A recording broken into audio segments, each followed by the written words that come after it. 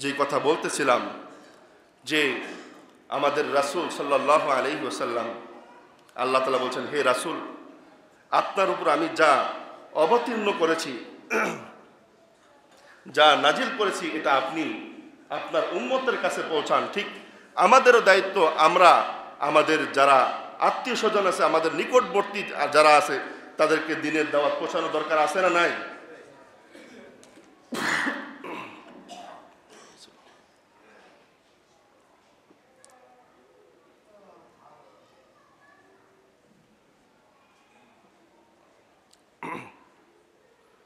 আল্লাহ তাআলা কোরআনের ভিতর বলছেন, ওয়ালতাকুম মিনকুম উম্মাতুন ইয়াদউনা ইলাল খায়র ইয়া'মুরুনা বিল মা'রুফ ওয়া ইয়ানহাউনা আনিল মুনকার।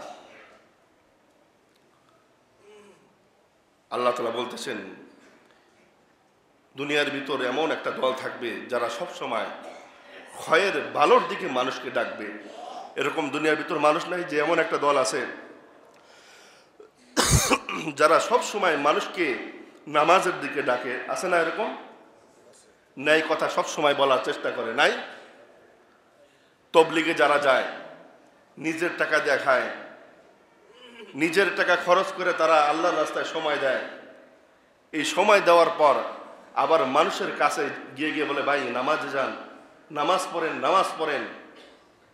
এই যে তারা দাওয়াতটা দিচ্ছে, এই দাওয়াতের মাধ্যমে তাদের কি কোনো টাকা দেওয়া হয়? কোনো টাকা তাদেরকে দেওয়া হয় না। এরপরেও কেন দেয়? কারণ এটা আমাদের উম্মতের উপর আল্লাহ তাআলা ফরজ করছেন যে তোমরা দ্বীনের দাওয়াত পৌঁছাতে হবে, দ্বীনের দাওয়াত দিতে হবে। দ্বীনের দাওয়াত যদি আমরা না দিতে পারি, দেখা যাবে মানুষ আস্তে আস্তে বেলাইনে চলে যাবে, যাবে না? এই জন্য আল্লাহ তাআলা বলেন, ওয়াযাক্কির ফাইন্না যিকরা তানফাউল মুমিনিন। দ্বীনি আলোচনা করার দ্বারা কি হয়?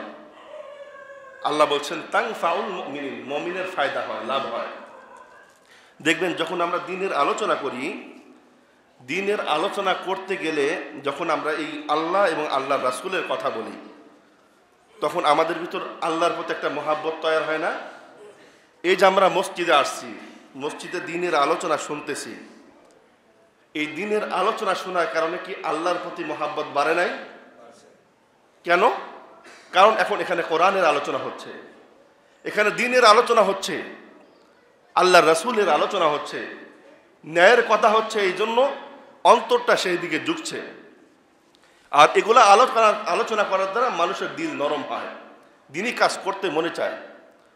কারণ মানুষ যখন এরকম দ্বীনি মজলিসে বসে, দ্বীনের আলোচনা যেখানে হয়, এই আলোচনার মজলিসের চতুর্পাশ দিয়ে ফেরেশতারা এরকম বাউন্ডারি করে ফেলে। আমাদের এই পাশ দিয়ে যেমন দেখেন দেওয়াল আছে, ঠিক আমাদের এরকম চতুর্পাশ দিয়ে ফেরেশতারা একের পর এক দাঁড়ায় গেছে, একজনের উপর আরেকজন দাঁড়ায় গেছে, এরকম দাঁড়াইতে দাঁড়াইতে আসমান পর্যন্ত পৌঁছায় গেছে। সুবহানাল্লাহ। আল্লাহ তাআলা ডাক দিয়ে বলেন, হে ফেরেশতারা, দুনিয়াতে আমার ওই বান্দারা কি করে? ফেরেশতারা বলবে, ইয়া আল্লাহ, তোমার ওই বান্দারা তোমার আলোচনা করতেছে। আমি আপনাদের কাছে জানতে চাই, আল্লাহ যে ফেরেশতাদেরকে জিজ্ঞাসা করতেছেন, আল্লাহ কি এই অবস্থা জানেন না? আল্লাহ অবশ্যই জানে বান্দা কি বলতেছে, কি করতেছে। এরপরেও আল্লাহ ফেরেশতাদেরকে ডাক দিয়ে বলেন, হে ফেরেশতা, দুনিয়াতে আমার ওই বান্দারা জড়সড় হয়ে বসে আছে, তারা কিসের আলোচনা করে? ফেরেশতারা ডাক দিয়ে বলেন, ইয়া আল্লাহ, তোমার ওই বান্দারা তোমার আলোচনা করে, তোমার রাসূলের আলোচনা করে। সুবহানাল্লাহ। আল্লাহ আবার ডাক দিয়ে বলবেন, হে ফেরেশতা, তারা আর কি আলোচনা করে? তাদেরকে তো দেখি চোখে দিয়ে পানি পড়ে, চোখ দিয়ে টপ টপ করে পানি পড়ে, কারণটা কি? ফেরেশতারা ডাক দিয়ে বলেন, তারা জান্নাতের কথা শুনতেছে, জাহান্নামের কথা শুনতেছে। জান্নাত জাহান্নামের কথা শুনে তাদের চোখ দিয়ে পানি বাহির হয়, কারণ জাহান্নামের আগুন সহ্য করার মতো না। জাহান্নামের কথা শুনে তোমার বান্দাদের চোখের পানি দিয়ে, চোখের কোনা দিয়ে পানি পড়ে। আল্লাহ ডাকতে বলেন, হে ফেরেশতা, ওই বান্দাগুলো কি আমার জান্নাত দেখেছে, আমার জাহান্নাম কি দেখেছে নাকি?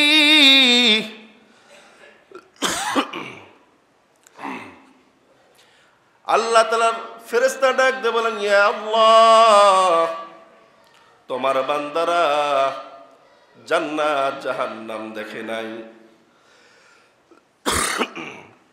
আল্লাহ তাআলা ডাকতে বলেন, হে ফেরেশতা, তারা আমি আল্লাহকে ভয় পায়, আমি আল্লাহকে মোহাব্বত করে, আমার ভয়ে কান্না করে, তারা কি আমি আল্লাহকে দেখেছে নাকি? আল্লাহ তো কোরআনের ভিতর বলছেন, না তুদরিকুহুল আবসার ওয়া হুয়া ইউদরিকুল আবসার। আল্লাহ বলতেছে, বান্দা, দুনিয়ার চক্ষু দিয়ে আমি আল্লাহকে দেখা সম্ভব না, দুনিয়ার চক্ষু দিয়ে আমি আল্লাহকে দেখতে পারবা না। আল্লাহ বলেন, বান্দা, আমাকে তুমি না দেখা আমার ভয়ে চক্ষু দিয়ে পানি বাহির করতেছ, আমাকে না দেখে আমার মোহাব্বতে তুমি আমাকে ডাকতেছ, জাহান্নাম না দেখে তুমি জাহান্নামকে ভয় পাইতেছ। বান্দা, তুমি যেই জাহান্নামকে ভয় করো, আমি আল্লাহ তোমাকে সেই জাহান্নাম থেকে মুক্ত করে দিব। সুবহানাল্লাহ। দ্বীনি আলোচনা করার দ্বারা মানুষের ভিতরে এত লাভ হয়, দ্বীনি মাহফিল করার দ্বারা এত লাভ হয়। এই জন্য মুসলমান ইমানদার, আল্লাহর গোলাম, দ্বীনি আলোচনা দরকার আছে না নাই? দ্বীনি আলোচনা করতে গেলে সময়ের দরকার। একটা মাহফিল আয়োজন করতে গেলে হাজার হাজার লক্ষ লক্ষ টাকা প্রয়োজন হয়।